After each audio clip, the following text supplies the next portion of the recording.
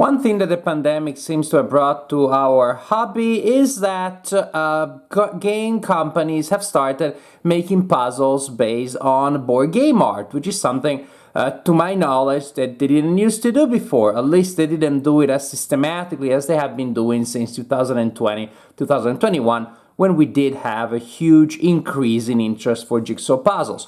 And to me, that basically means some of my favorite hobbies now are in one place, because I love both jigsaw puzzles and board games. And today in this episode of Diary of a Puzzle Gamer, I'm going to tell you about the Cartographers puzzle, 1,000 pieces, published by Thunderworks, and based on the combined covers of Cartographers and Cartographers Heroes. Incidentally, these are also games that I like very much, so that's pretty cool, because I like the game, I like the art, so now there is a puzzle. The game comes in this sturdy box here, which is large enough that you can also use it as a puzzle tray if you don't have one. And then it includes a poster that is very nice per se, nice in itself to have, and also nice as a reference as you're solving the puzzle. Then you have a larger image to look at than this one here. And then finally we have the puzzle itself, 1,000 pieces, and it looks really, really neat. We're gonna have a little bit of glare here, but that's normal, that's how it works. Also, if you're wondering, right now the puzzle is stored in my puzzle table, which I reviewed in another video of mine. So 1,000 pieces, as you can see, the grid is fairly regular. It's a traditional kind of grid in which all pieces have an overall square-ish rectangular shape, and all the corners meet, so 4 corners with 4 corners. But there is a variety of connectors outside, some in, some out, which is honestly probably my favorite kind of grid. Yeah, from time to time I like the crazy shapes. Almost never do I like the ones that are all 2 in, 2 out. So this is a kind of grid that I enjoy very much.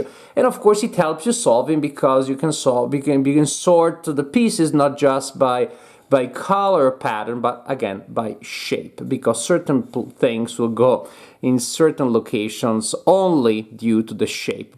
And I think you're gonna need that, because actually this puzzle turned out to be a lot more challenging than I expected. You know, at first glance it was like, well, the areas are pretty well defined, the sky nice, and then this guy's jacket, and then the map. And as I was actually solving it, the puzzle turned out to be more challenging than I expected. So for example, telling which piece belongs to which map, it can be done, but it took a lot more work and looking at the illustration a lot closer than I expected. Yes, the green meadow, it's one main thing, but again with nuances, and it goes in different places. There are different blotches of color. The mountains and the landscape in general, surprising, one of the hardest things in the puzzle, what I thought it would be very easy to tell which part goes where. Even here, this part of her clothing, even the armor, come on, that's just, you have a silver background with lines, how hard can it be? And yet, I don't know exactly why it turned out that this puzzle was more challenging than I expected. But I'm not saying that in a negative way. I would say actually that this puzzle really had a nice balance between an image that is interesting and a challenge that was definitely solvable, but there was more thinking involved, there was more process involved than I expected at first. Also, like this little creature here, for some reason, very challenging, I don't know why. Production-wise, from the point of view of just the making of the pieces connect well, they don't stick or together, they don't fit together as tightly as, say, as with a puzzle from Pomegranate or from Ravensburger. But if you have to move a group of pieces from one side to the other, you can do that without those falling apart, and that is very important. Hooray! No false positives, again, very important. And again, that's one of the reasons why I like this kind of grid, because if it was all pieces like 2 in, 2 out, you probably will end up with some false positives in the sky. And if you've seen my videos about puzzles before, false positives are one of my least favorite things, one of the most annoying things in puzzles to me. As for the fit, again, as you can see, as clearly demonstrated by the fact that if I try to pick it up, you can see it's kind of falling apart, or it would fall apart, but not right away.